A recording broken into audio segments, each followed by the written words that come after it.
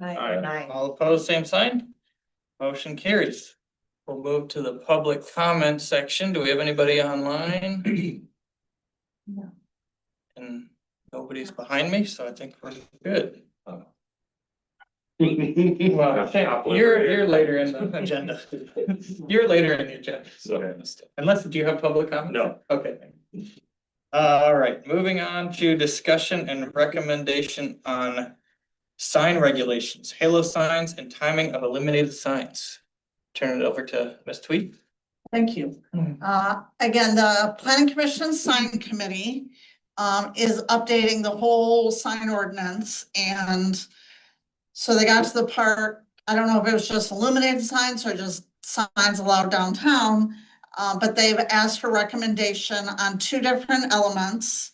And so, being it's kind of a design element, I sent it first to the design committee for their input and recommendation to the full DMB. So the first one is regarding sign illumination types.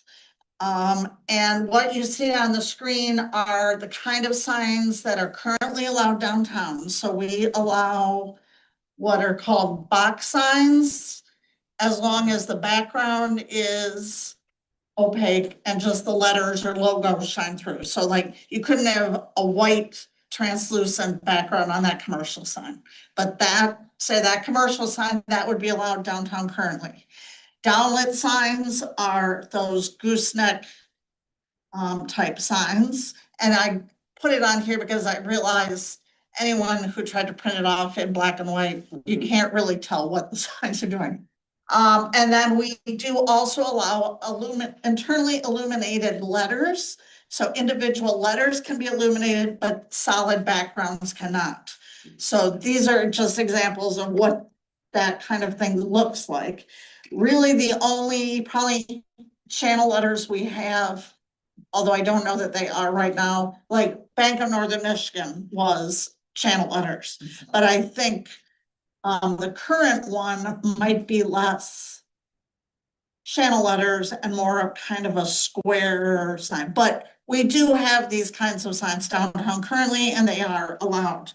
So the kind of illumination that the committee is looking for a recommendation on are what are called halo lit signs. And this is a newer kind of sign. They're generally LED. And the difference, instead of the individual letters being illuminated, generally the letters are opaque and the lighting is behind them. So these are examples of halo lit signs. And so the design committee discussed this, and this did apparently come up a couple of years ago at the planning commission also, when I think Quiet Moose wanted a new sign. And the planning commission recommended for it, but council did not approve it. So again, because they're looking globally at their whole sign ordinance and what to and not to include. This is a lighting sign type of sign that is not called out, so it's not typically currently allowed. So the design committee is not recommending allowing this kind of lighting, given that downtown is within a National Register Historic District, and the discussion was, and Gary and Chris are on the committee if you want to add anything, was that this is, in some ways, one could say this is a modern version of neon. Because these are all white that I'm showing you, but you could have colored lights behind it. So they don't believe that this is an appropriate type of sign for downtown. And they actually, moving forward, think we should restrict sign lighting to just this kind of down lighting, the gooseneck kind of lights, like on Meyer Ace, or I think the other examples I gave was Duffy's has it. First Community has it. where it's a sign and then the lights shine back on it. So that's in terms of lighting where the design committee thinks the sign ordinance should go. So I'll stop there if, either Chris or Gary have anything to add, or the board has any questions on the discussion. Don't have anything to add, do you? I guess I would ask, Yeah. why? The why. I actually Good. am not opposed to that. Even it was. Neither am I, to be honest with you, but the general consensus, I mean, the Right. majority The, of the committee thought that this was looking too Commercial? commercial, too.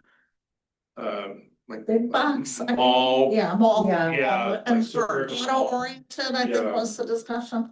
I guess, my thought, and it's a totally different scenario, but, talking about light, and I know it's a different way the lighting is, but as opposed to being things lit, I like things lit, and we just asked about the Hollywood sign being brightly lit.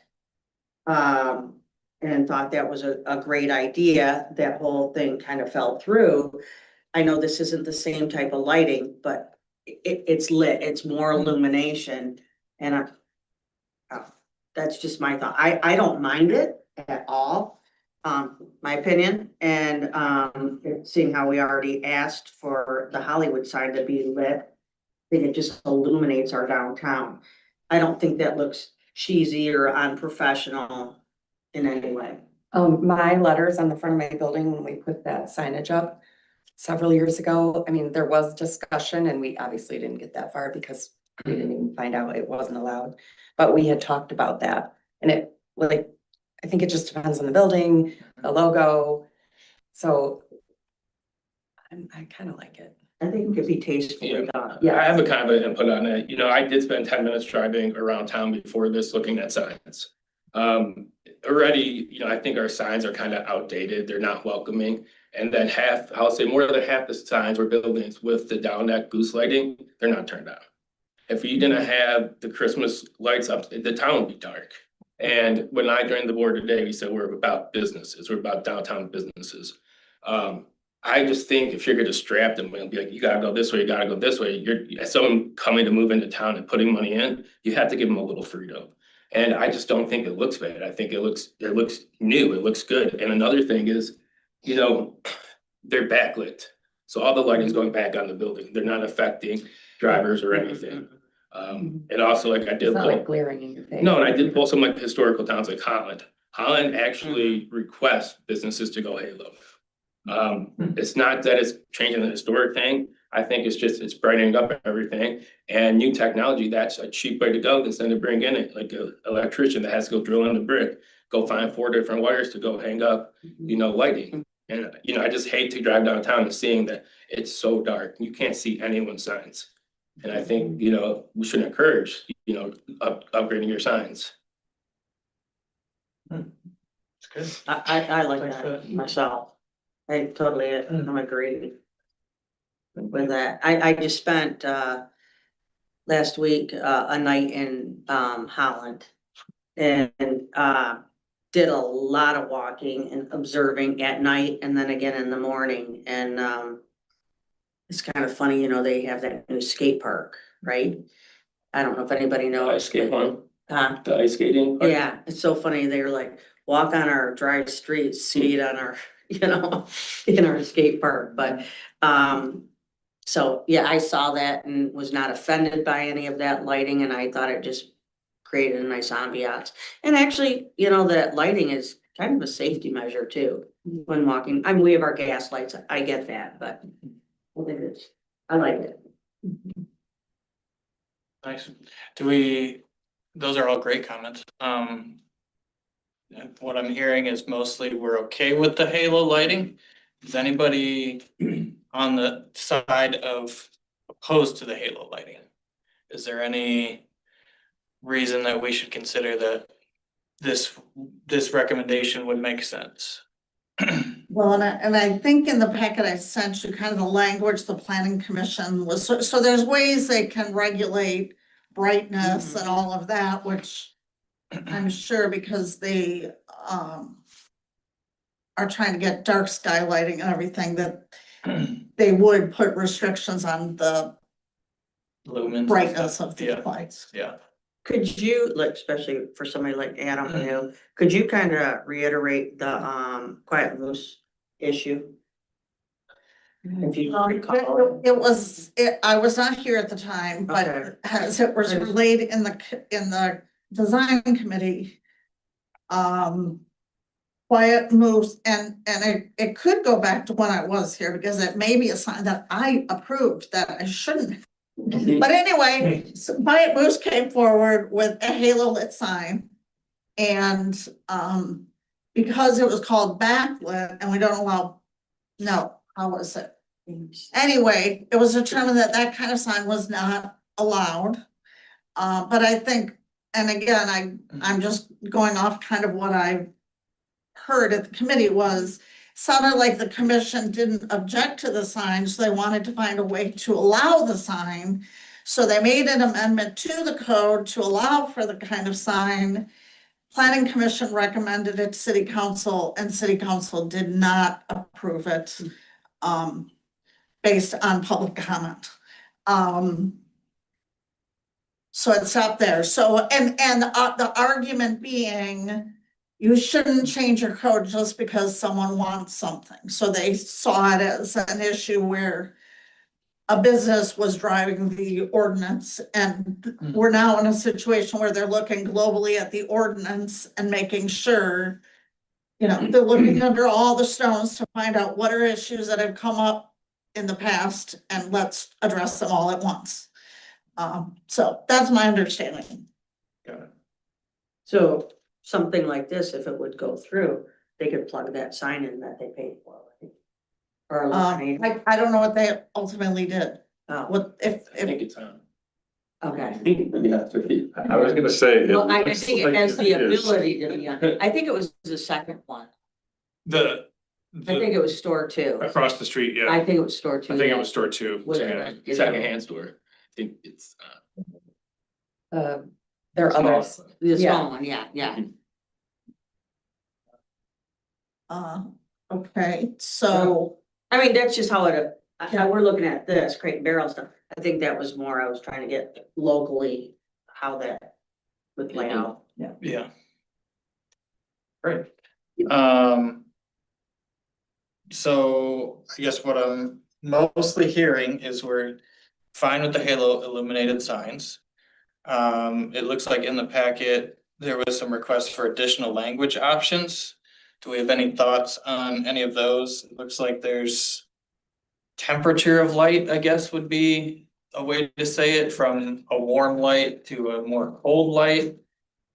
Is that something they're asking for as well, of like a particular hue of the backlight? Because I see, like, Yeah. I think you have a few examples, like those, so like lint is pretty blue to me, but then the other side is kind of more of a warm color.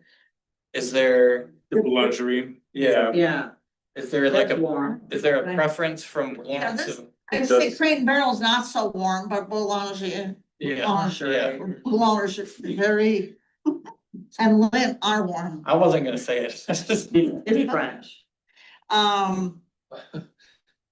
So I guess maybe we don't care. I don't know if I care one way or the other, but like, is there a reason that we would want to consider any of these other additional language options? Want me to pull up what the language of the Please. code is? Sure. All right. Mine has. All right, I can, well, reading it's probably not helpful. There's a lot of stuff. Yeah, We're putting you on the spot tonight. That's okay. I just wanted to try to get through this whole thing so that we can give a full, recommendation back to the planning commission. I just don't want it to bounce back and forth of.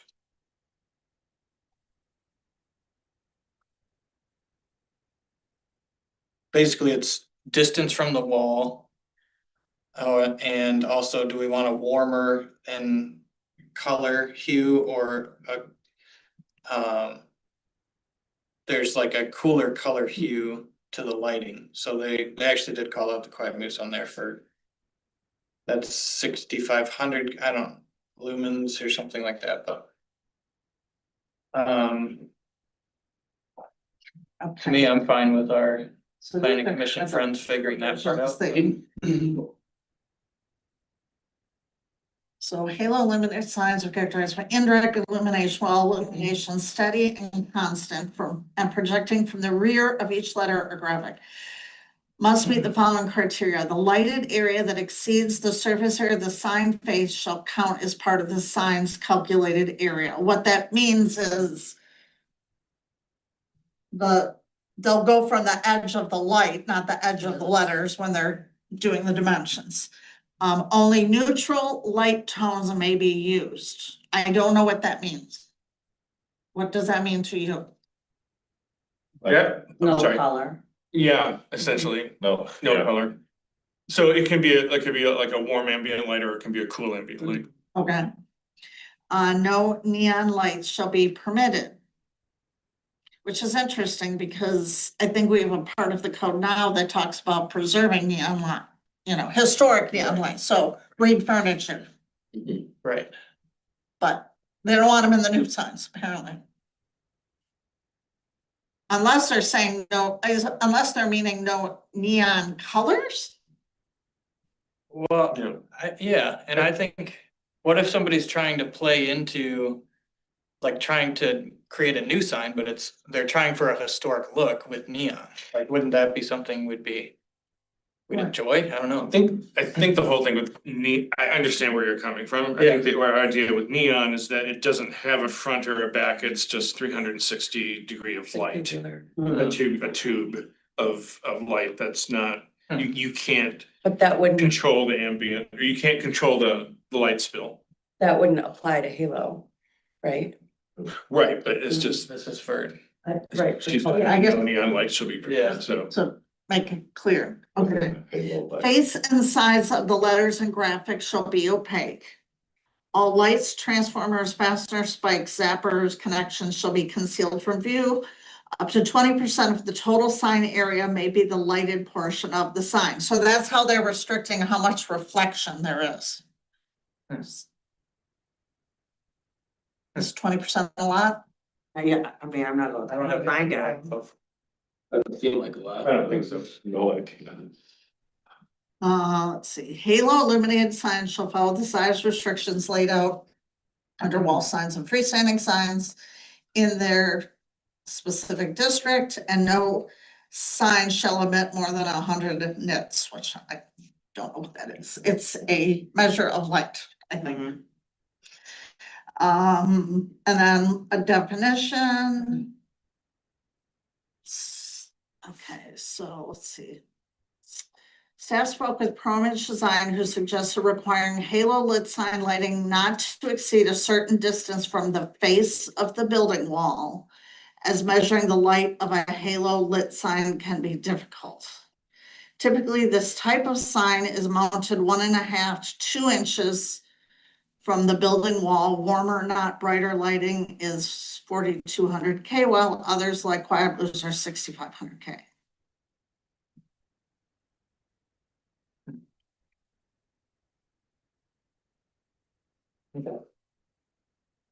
Thanks for. A nit is a unit of brightness for displays representing 1 candela per square meter. Just so you know. Thanks, Rob. Yeah. Yeah. Okay, so what we're after is recommendation on sign regulations, halo sign, and timing of illuminated signs. So what I'm kind of hearing from the group is illuminated signs in the halo fashion are something that we're not opposed to in the downtown. Is that a fair assumption? Okay, is there anything that we want to be specific about in what our recommendation may be on what that lighting looks like, on what, is it just we enjoy lighted signs? Is it we enjoy backlit sign, is there do we wanna tackle any of the stuff that's in this particular ordinance that they're reviewing, like colors of lights? I don't know. Density of nits, I don't know, how do you say that? One light versus, I mean, that it was very, I love the neutral color, but I I like feel it like, neutral. you know, if someone's coming in and who knows what they're gonna be doing and just trying to, you know, box them in on something like what, you know, what if it's a seafood place, they wanted to do a blue backlit sign. And, you know, it looks good, but we're just saying, no, I Because hate. it's blue. Mhm, Well, so if you think about somebody's logo, mhm. they don't have a lit logo.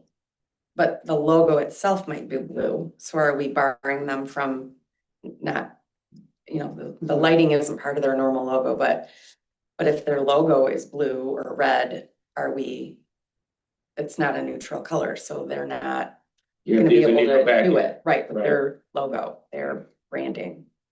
I just think that makes stuff difficult for a business.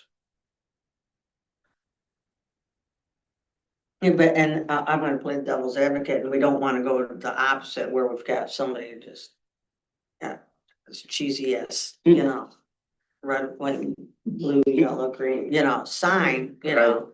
But I agree with you, but The neutral will help put a road. I think the neutral is a way to go, and I mean, it's see where we get from there, I mean, Mhm. things are changeable with times, but I think this is a step forward. But my opinion too is, someone new coming into town, let's just say someone with a neon sign like Ed DeBevick's. Mhm. Right, wanted to come downtown and open a, you know, and you have this fifties neon, like, I love how creative businesses get with designing. A sign or designing signage that fits in I get that. Mhm. with a certain downtown atmosphere. Mhm. I look at it as a creative challenge rather than a roadblock. Yeah.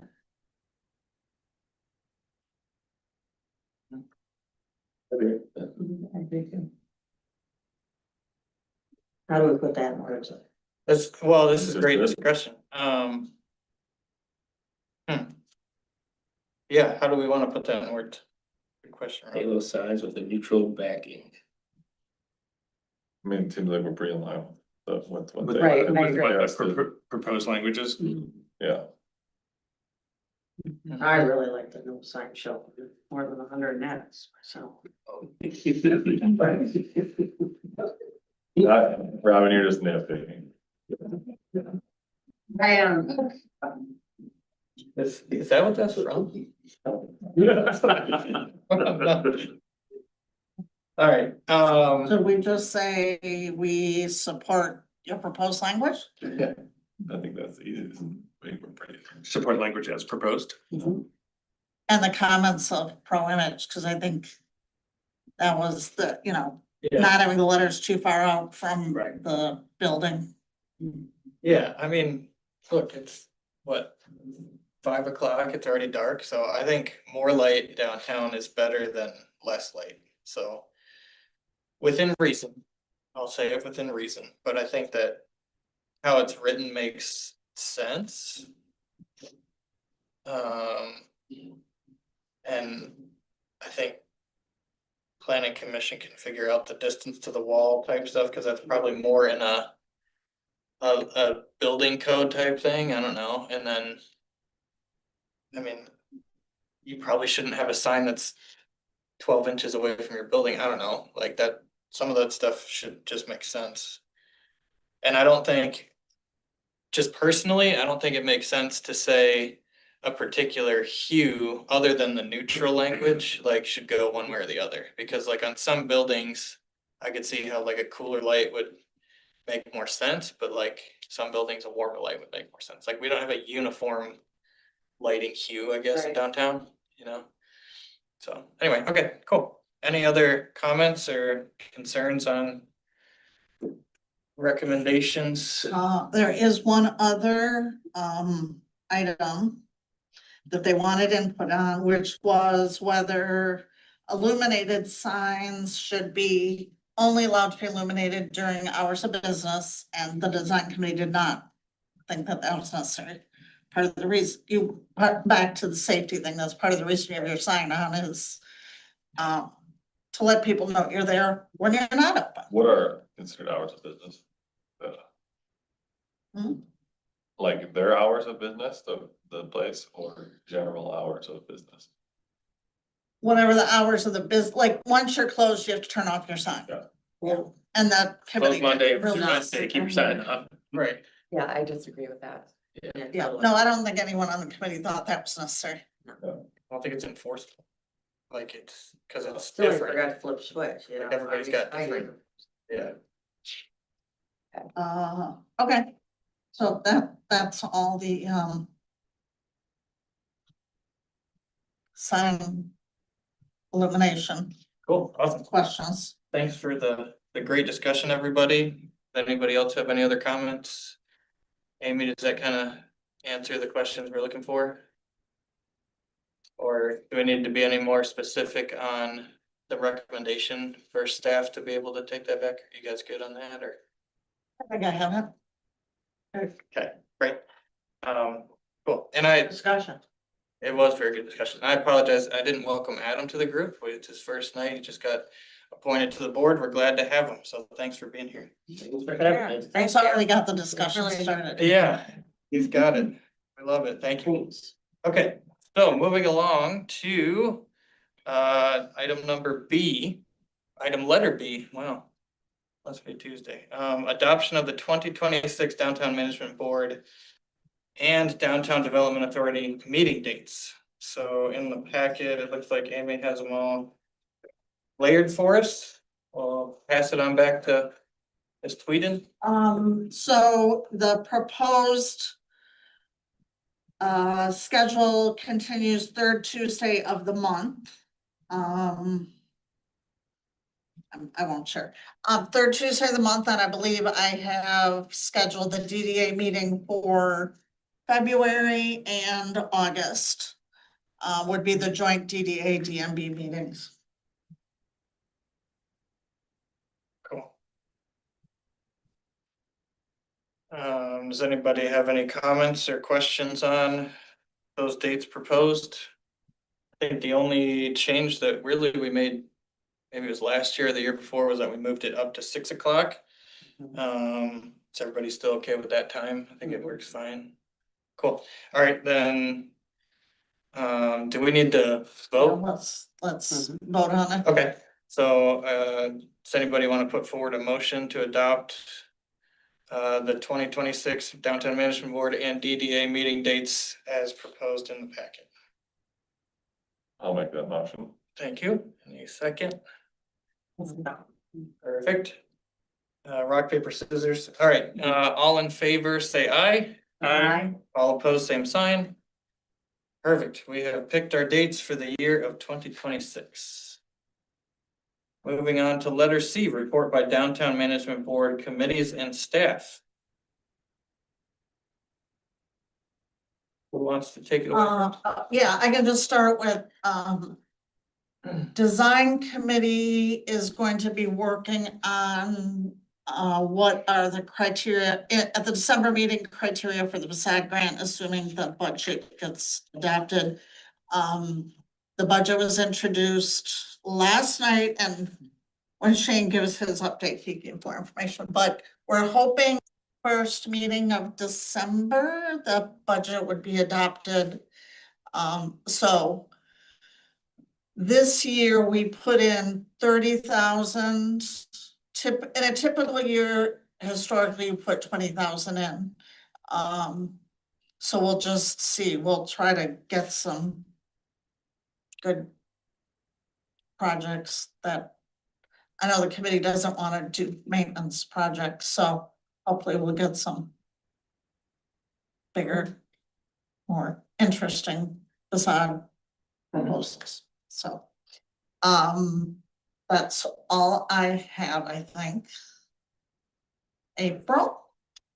All right, so in addition to the notes here, we actually, the holiday meter sponsorships, Last year we had 38, this year we have 42. Oh, wow. So, yes, Since the meeting. very exciting. So the meter bags will be put on Monday, the 24th, and through January 5th.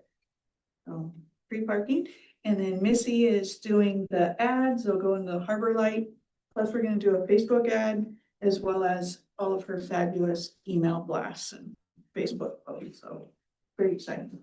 And that was the other thing. We had 4 new merchants sign up this year, which is very cool too. So 34 different sponsors with 4 new businesses partaking. So Are the new businesses established businesses or new businesses? yeah, they sort of new. So it was Mettler's is older, Beacon Bistro, Vacation Properties of Northern Michigan, and the Computer Source. Oh, So they've been around for a few years. I forgot to email you back. You could add us too. We have 43. Yes. April's been pounding the pavement. Yes. Yeah, sounds like it. I love this. This is like my favorite time of year. So we have free parking. Who says that in parking? Right? So Thanks, Santa Claus. exactly. Perfect. Thanks, April. Thank you. That's great. Okay, so, April mentioned that we're gonna do an email blast to promote the parking, sponsorships. And speaking of email, we've increased our, newsletter, subscribers from like, was it like 3,000 or 2,000? I can't remember. It was 4,000. We're now at 9,700 with subscribers, so just within like 4 months. So, yeah, and so we had to increase how much our subscription was for MailChimp, and so that's just us constantly sharing the link to our website, so people click on it and then they subscribe. So that's continuously increasing, and with that, we've been promoting all of our events. So we've promoted all the holiday events coming up to our subscribers.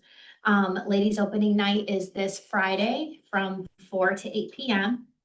And we have over 30 businesses participating. Some are adding on as we get closer, which is great.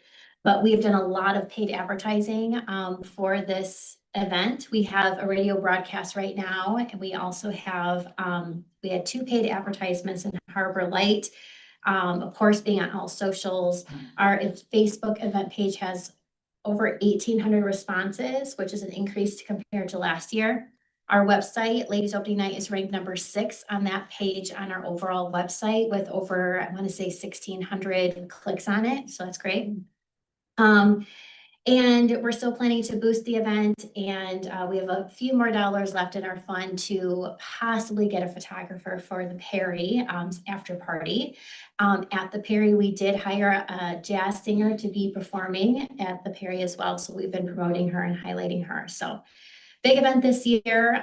Then we go right into Thanksgiving, Black Friday, Small Business Saturday. So we'll be promoting that next week. And then we go into holiday open house, then the parade. So busy, busy, busy. And to end it all with men's night. So men's night is December 19th. This year we're tying ladies opening night by having our shoppers invite someone to shop for them on men's night with a postcard. So our guests can fill out the postcard and we will mail it for them, or they can just take it home and stick it on their fridge to remind their person to shop for them. So we're hoping to increase traffic with men's night this year.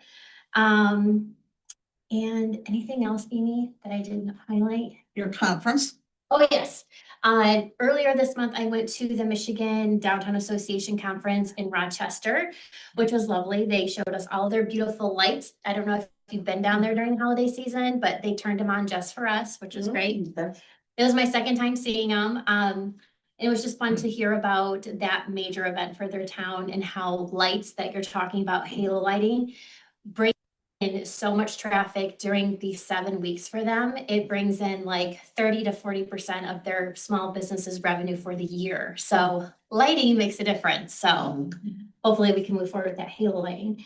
And And yeah, it was really great. They really touched base on Placer AI having great stats.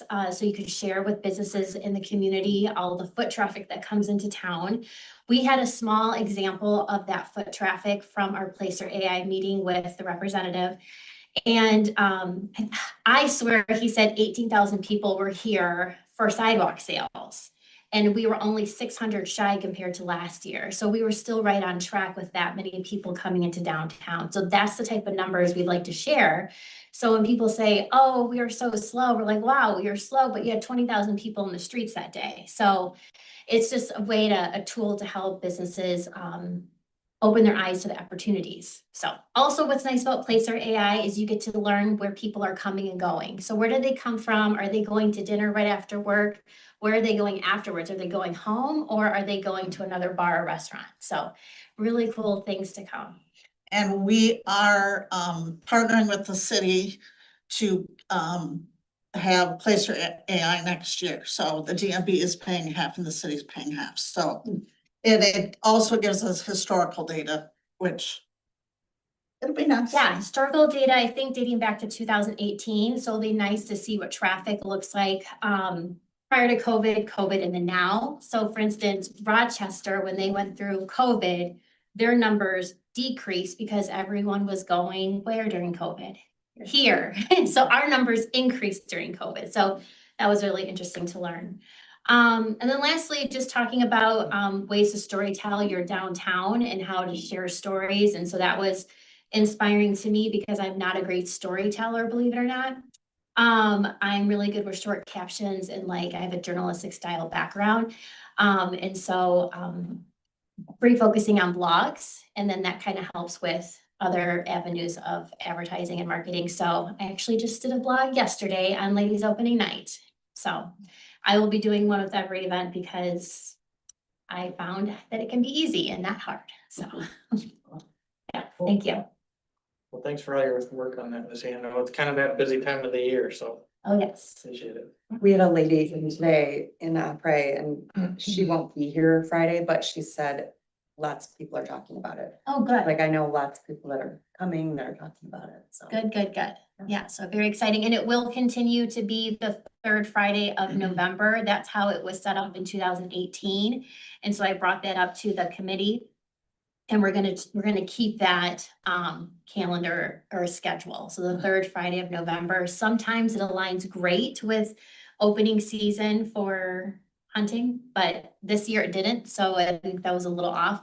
We didn't get too much feedback on it. I literally had 3 inquiries come to me, but I still asked the committee and they're gonna keep the third Friday of November. Great. Awesome. Any other staff updates? Any updates? No, perfect. All right, moving on to report by city staff. Thanks, Drew. The neat thing about Placer AI from the city's standpoint is, we're going to use that data for determining where are people going when they're in town from our park standpoint. Because eventually, hopefully in 26, we would like to go to the voters with a park millage. So we need to tell our story, obviously, to effectively to be able to be successful. So we want to have good data. How long are people staying down at the Bayfront? How long are they staying down at Sunset Park? How long are they staying, wherever in our park system? So that's going to be great data for us as well. So we're excited about that partnership. As Amy mentioned last night, we did introduce the 2026 annual budget to City Council. Overall, this is operating and capital. The 26 budget is just under $40 million, which is about $500,000 less than 2025. Mainly because we're seeing significantly less grant revenue coming in for 26 than we had for 25. 25 was very heavy. It was an unusual year. For instance, we had $1 million grant for the Maple Block Flats for brownfield cleanup. That was again $1 million grant. We had an $800,000 grant for the wheelway design work. We have a what's called a KILL grant, which is homeowner improvement funds. So if you're income eligible, you can apply to the city. We have $500,000 available for energy enhancements. We're doing a lot of windows, roof projects with these grant dollars, so that's $500,000. And then we had a couple other smaller grants as well, but in 26, we're not seeing as much. We certainly have plenty to do otherwise, but we do have a $300,000 brownfield grant to clean up the former Amoco site on West Mitchell, which is potentially bringing a Jimmy John's in after that project is cleaned up. We will continue to do the Mishta Chill Grant Fund. We'll still have about 400,000 left in 26 to distribute out as well. So overall in the general fund, it's about a $12 million budget just for general fund. That's about right now, expenses are outpacing revenues by about $250,000. That's not usual for us. It's not really something I like to put in front of an elected body, not showing a balanced budget, but we do have a fairly heavy capital campaign in the general fund in 26. And the discussion was our fund balance in the general fund is just over $7 million. So my encouragement to council was let's activate that fund balance and put it to use and not just let it sit there. And to me, it's a little bit heavy. I mean, it's a little too much if that's even possible. But if which I am, as a taxpayer, I want to see those funds distributed and put to use. So that was my encouragement to city council to activate some of those fund balance funds. And so that's my proposal to them. This was a first hearing, first reading. I've got budget meetings with each one of them individually this week. So I know they each probably have a few projects that they'd like to see added or potentially redlined out of this budget. So we'll see what that looks like. And then, as Amy mentioned, hopefully the public hearing will happen on December 1st. And typically it's a 2-reading process, but they can kick it down for one more meeting, which would be December 15th. But hopefully we can get it done in 2. I did update them. As we all know, we went through a significant event in March. And I added a little bit of narrative in the binder in the budget because I didn't want somebody to read this in 25 years and not understand what we went through as a community in March. So I also kind of broke down financially what this totals up to. So as of today, we have about almost $1.2 million in cleanup expenses that we've incurred. And through FEMA, we've submitted all of our documentation to FEMA, all of our supporting information. We're expecting about a 75% reimbursement of that. So we're still on the hook for 25% of that. But we're expecting just about $825,000 to be reimbursed to the city as part of that cleanup effort.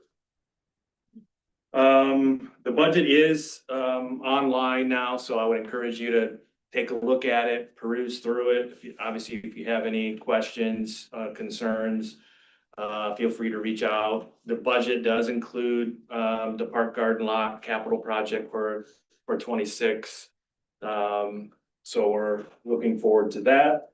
A few other things to hit on, I guess, is one of the things that's in this budget is considering kind of a bypass, if you will, for the wheelway. We had a presentation maybe a month ago by our design firm that's been doing the wheelway work, kind of designing it. It's about a $20 million project, very expensive, very from a logistics standpoint, very concerning how we're going to get that much material here from a stone standpoint. So one option that I've tried to present to council was let's try to use the north side of the highway. We have room on that north side to get a trail to East Park. Is it going to be as magnificent as what's what we lost, certainly not. There's still, as we all know, still nice views up there. But we could get that done much quicker, much cheaper. That's an option. I've got some pushback on that, so I'm not sure if that's going to go forward or not, but all I can say is I don't have $20 million to do that project, so unless somebody writes some significant checks, I'm not sure we may be sitting here another 5 years. So is that what we want to do? So, 20 million is for the bypass one? no, Or 20 for- million is for the Magnificent Mile. Got it. So, which would entail a bridge to bridge the failed section. It would entail bringing in significant amount of cobblestone to let that shoreline, let the toe of the slope, if you will, kind of, during high water times, it would ebb and flow instead of, the problem that happened during the slope failure was we had pressure on the lakeside, high water time. And then we had groundwater on the slope side that was kind of pushing against each other, and it eventually gave away and took the wheelway out. So this is not the first time that's happened. If you look at history, this has happened before when it was a roadbed. So personally, I don't know that we want to bang our heads against this and keep fighting the forces of nature. Maybe, I don't know, but certainly it's 2025. We can engineer and design pretty much anything, and I'm confident in the design that's been produced. It's just very expensive. So that's going to be an ongoing discussion that we have going forward. So few ribbon cuttings we had recently, which is very, very exciting. The mayor and I participated in Victory Square, which is tribal property, 60 units of housing which is in that 60 to 80% area median income bracket. And then we had a ribbon cutting last week at the Block for 2 of their units are leasing right now. Again, that'd be 80 to 120 area median income. They expect that build out to obviously go through the winter and be complete by July of next year completely. And then the Lofts, I just got noticed that they're planning groundbreaking on December 15th. So very exciting, those 3 projects, something we've been working on for a long time to bring housing in. Obviously the Hotel Del Rey on let's say Emmett in Michigan, 9 units is moving along as well. City Park Grill, the units above City Park Grill are ongoing as well with demolition and construction of 5 units above there. So we've got a lot of things percolating out there. The Leo's Lounge downtown is talked to the owner yesterday. That is on task to start demolition here in the next month or so. So that's an exciting project. That's a critical piece of downtown that we need to get moving forward on. And then I was just instructed as well, the Reading property for the addresses. I should know, I've talked about this for so long. But the former Jimmy John's to the Carnegie location, that roof has been completed. That's all new roofing, which is a nice step in the right direction. So with having a roof in place, that'll help address some of the structural issues that building has had. So now he's got to get inside, do some fire suppression work, do some electrical work. Obviously, it's still a tagged building that's been that Emmett County's aware of and been working with them. So the nice thing is that he's actually investing in the building. Finally, we're getting to that point. So hopefully that continues. We're seeing good progress on our vacant building ordinance, really holding building owners' feet to the fire. You can't just own a property, leave it vacant and let it deteriorate any longer. We're kind of being a little more using that hammer approach instead of the carrot. We're kind of done doing that. So we're seeing some good results with that as well. And we're certainly not interested in people writing checks to the city. We will take their money, obviously, from a registration standpoint. It's more about If you're not going to market that property, sell the property, get it in the hands of somebody that will do right by the property, then you're gonna get, there's gonna be some fees that are gonna be associated with just hanging on to a blighted vacant property. So we're seeing good results there. What else? Any questions for me? A lot going on, but a lot of good stuff too. Obviously, this was really the mayor's initiative. He kind of took this project on. He was able to, we've kind of complained about the former tree downtown, the Christmas tree, for a long time. Has gone through a lot of different storm events and has handled it pretty well. And we're like, when is this thing gonna just fall over? But it was in pretty sparse condition, bad shape, and he was able to get a few business owners to donate material and time, and we ended up getting the tree. It's a maybe a little smaller than what we initially envisioned, but it certainly has the space to grow and hopefully get to the size of the former tree. But I think it's well shaped, it's well positioned, and it was kind of neat to see, actually, in my opinion, when the tree was removed, how you could just see through all the way through the park and how that visual looked. Obviously, the tree is going to be a nice part of the park as well, but when it was out of there, just that visual seeing all the way through the park was pretty cool too. But so that's ongoing. We'll light that here in a couple weeks at the holiday event. Yeah, our crews were busy before what was it, last week, stringing garland and lighting the lights. So they did a nice job with that, again, as they always do. So our town's looking very festive and looks very nice, and certainly looking forward to all the holiday events coming up. Perfect. Cool. Thanks, Shane. Good, thank you. Yeah. Exciting stuff. Cool. Let's see. So we'll move on to old business, and we will run through review and discussion of Downtown Management Board strategic plan. So I'll turn it back over to Amy. Okay, so we have periodically kind of given an update on the strategic plan that was done in 2022. Now, two of you that are here tonight were not here when the strategic plan was adopted. And then two other members, Becky and Stephen, were not here either. So this is a document and the content. What I thought I would just start with tonight is like one section of it and kind of review from staff's perspective where we are in the status. But realistically, there is so much in this plan. And a lot has been accomplished, and some of those things have been knocked off of this table that I gave you. But talking with Drew, we think it may be a good idea, maybe early in 2026 to do a work session just on the strategic plan. Yeah.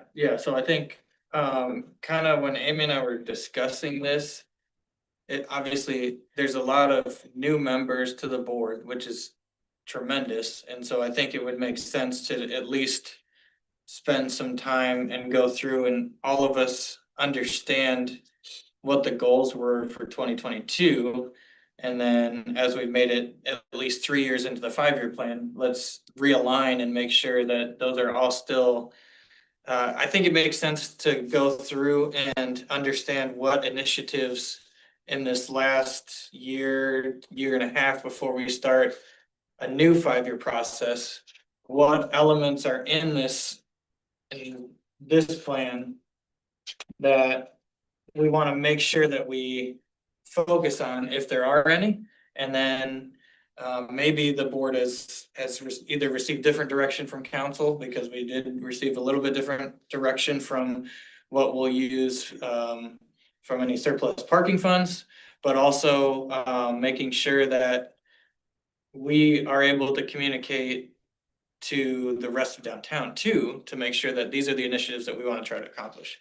So thanks for bringing that up. I think that would be a great thing for us to maybe start off with.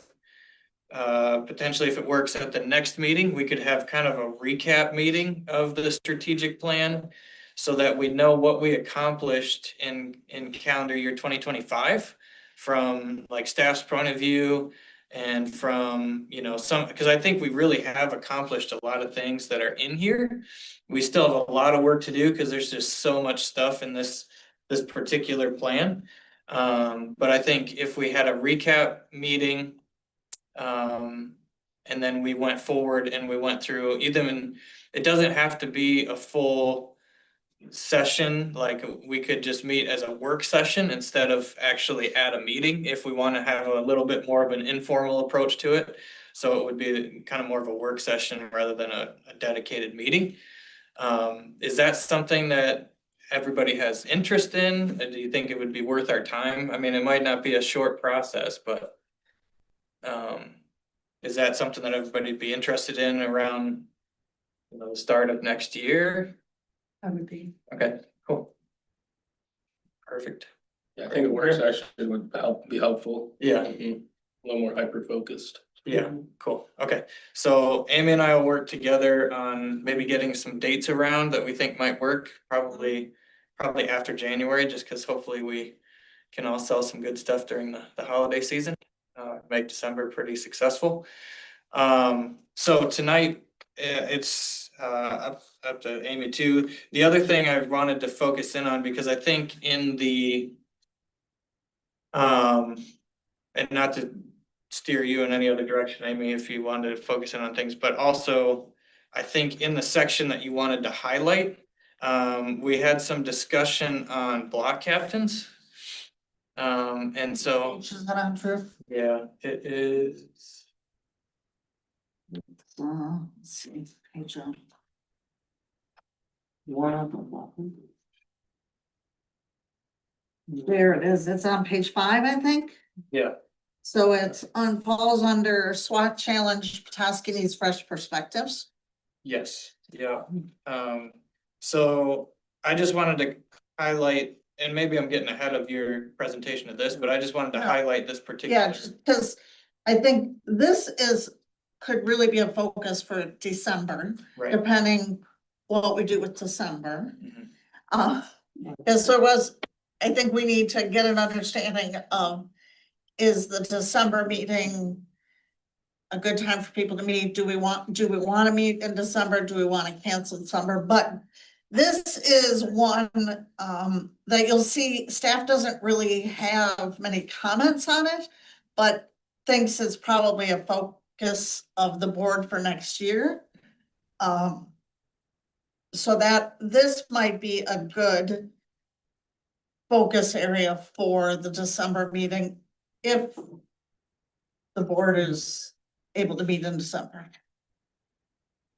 Good, yeah, good point. So, and the reason I wanted to bring that up is because it feels like we have, so like when we talked through the strategic plan, this concept of a block captain kind of came up and we thought it could work well for the city.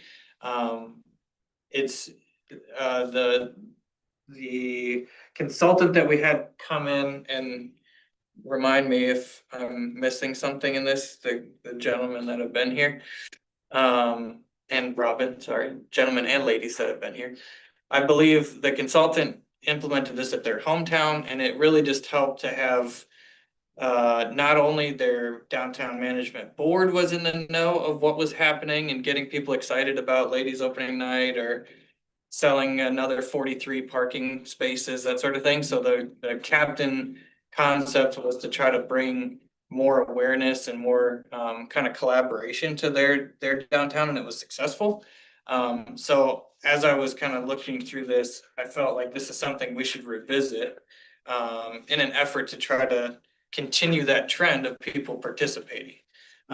So I thought it would make the most sense to come to the December meeting if we, decide that that's a good time for everybody to meet, considering all the holidays and all the events going on. We certainly don't want to detract from those, but at the same time, we do have some great work to do.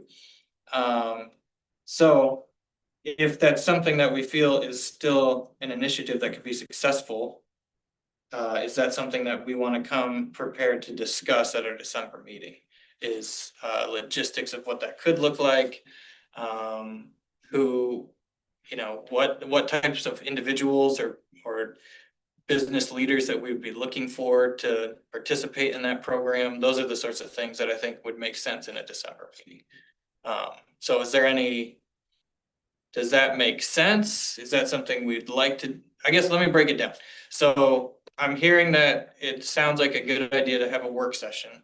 So we want to work through the entirety of our strategic plan to make sure that we're setting ourselves up for success moving into 27. Is that? I think that's really good. Okay. Cause I was on the Yeah. original too, but when we've got new members, that is really good for them to understand where we came from, where we're going. And, they may have input on a different direction or enhance that direction we're going in. We did have that consultant that was excellent. I thought she did a really She good was, job, yeah. so, I think that work. The only thing is, will that be a problem with, Well, we'd still post it as a public okay, meeting, okay, but we probably wouldn't, we wouldn't have it on Zoom. It would just be a public meeting if people from the public wanted to come and participate, they could. okay, that's what I was worried about. Pretty good policy for that. Yeah. Cool. Okay, so we'll put together some dates and we'll see if everybody's available and try to get as many available as possible. So we'll go through that. For the December meeting, do we want to have a focus on a continued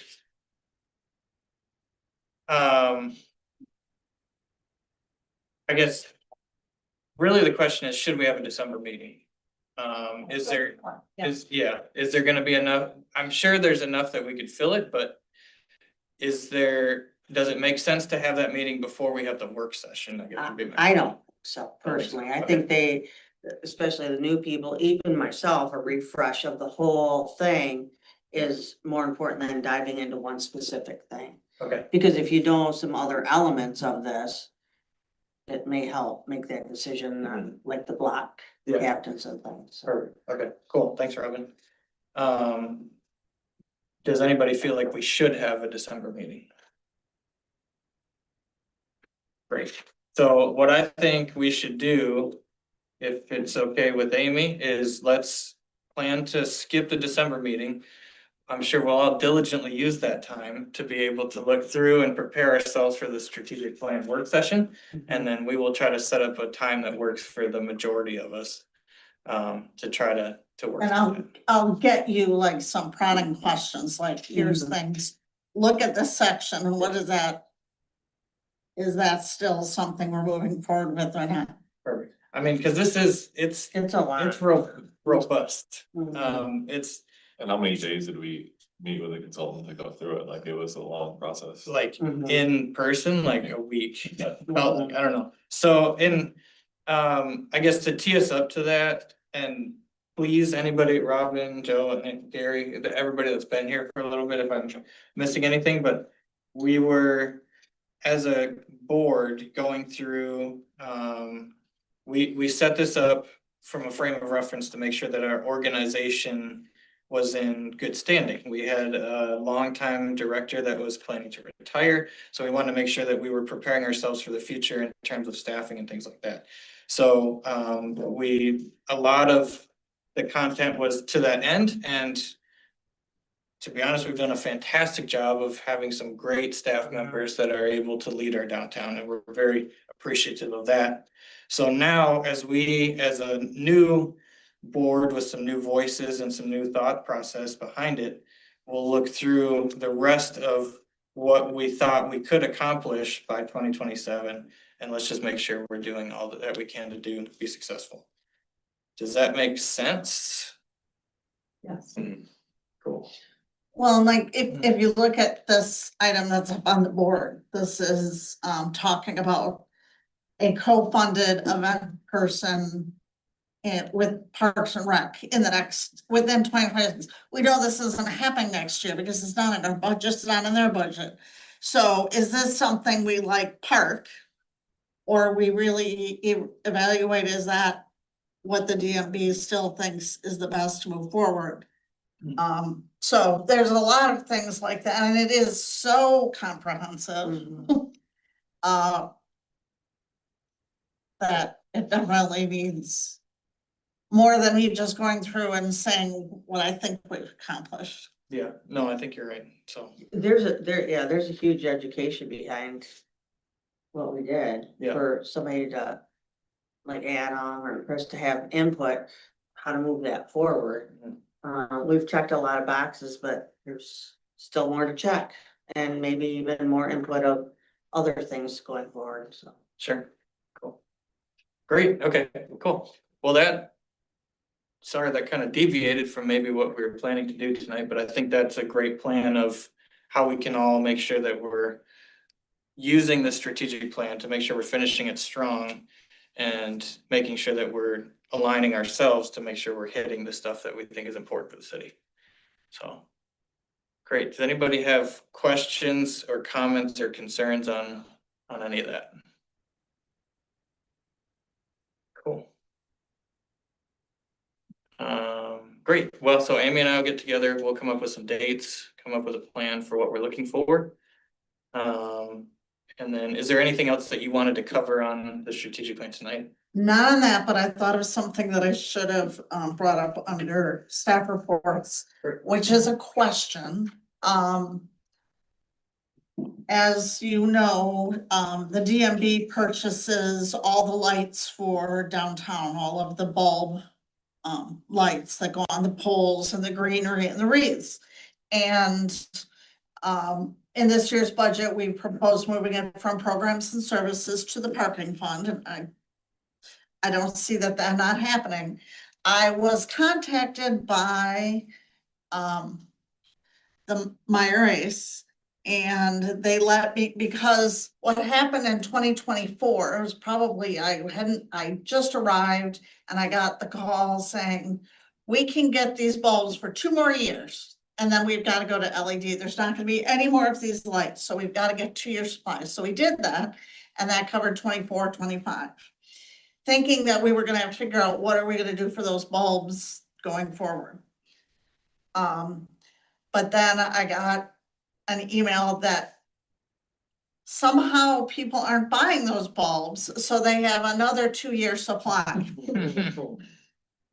And are we interested in, continuing to buy the incandescent big bulbs that everybody loves? The problem is we'd be buying 2 years worth, and that is a price tag of $12,000.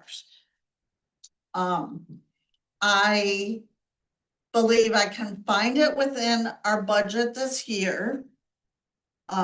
Likely out of the parking fund, because the one placemaking project that we had left that we thought we'd be able to do was the illumination of the gazebo.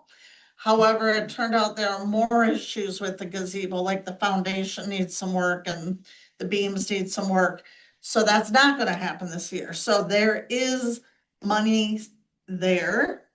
That lights were not what it was allocated to, but I do think, eventually we are going to have to cut the cord. We're not going to get those lights. But do we get the lights when we can? So wanted to put that out there. And I don't know what the LED lights are going to be. They could be more. Yeah. But we wouldn't necessarily buy 2 years worth.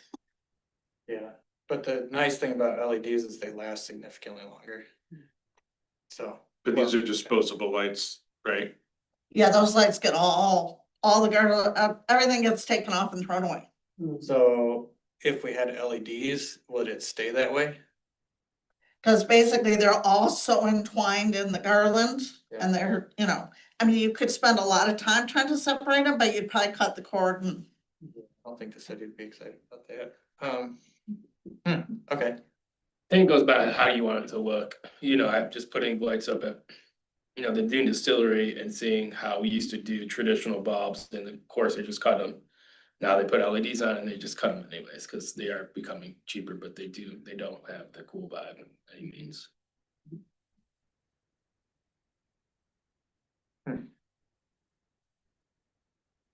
Yeah, I think we get the old school ones. I agree. Mhm. I think that looks historic and, Yeah. you know, if 2 And then years, if you're- we don't get them, at least we Yeah. had 2 more years out of it. And then 2 We'll be years. the last they ones come to up have with- Yeah, the last one. None of it's asking, we have both lights. We have historic lights. Yes. should. Get a halo effect? No. Are they neutral? Are they neutral? No, alright, so from what I'm hearing is we should try to find another 2 years worth of these lights because it's important. Is that right? Yes. Sneak that in, but If you have a chance to do it. Yeah. Okay. good salesmanship from that though, really good. They're gonna say that in the next 10 years. Yeah. Gotta get through such a- This is it. As long as Jonathan's able to say that. Cool, great. Perfect. Is there anything else that we should bring up at this meeting? Perfect. Being that there's nothing else to come for this board,